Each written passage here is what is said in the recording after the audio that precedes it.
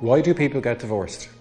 It's an unending question. Could you split it 50-50 between two people who've just fallen out of love with each other and have moved on versus a very complicated breakdown of marriages? You couldn't. Every case is so unique to its own facts that why do people get divorced I would say that it's an unanswerable kind of question.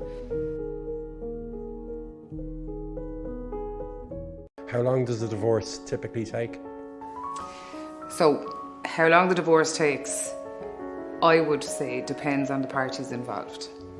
Because there are so many different aspects to a divorce that if you become embroiled in the small, tiny details, then it's going to take longer because you're starting to fight over the small things and you're forgetting about what your main objectives were when you came in. And I know it sounds a little bit emotionless to say objectives in a divorce, but the reality is you need to come out of it with somewhere to live, you need to come out of it with your kids looked after, most importantly, and you need to come out of it with a fair division of everything.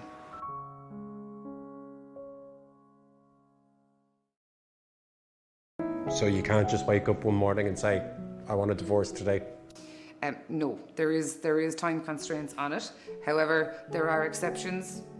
For example, domestic violence situations where the timelines, if agreed, it can be overlooked a little bit.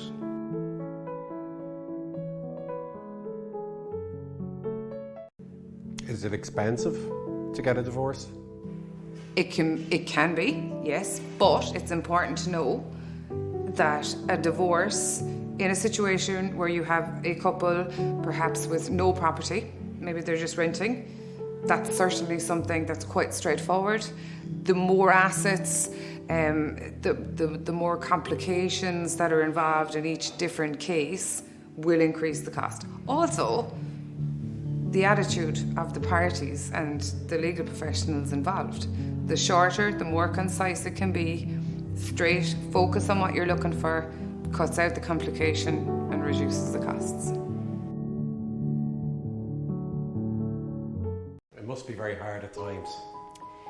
It is hard, but I do think that one of the most important things as a family law solicitor, you must maintain a huge level of objectivity.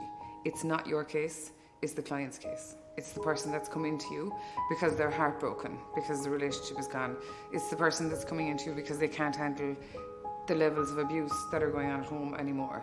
It's the person that's coming into you because they have no money left. Everything is controlled, everything in their life is controlled.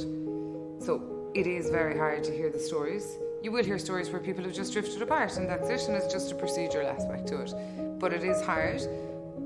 But once you get into it, you have to maintain objectivity, or else you're not doing your job, because then it becomes your case as opposed to the client's case.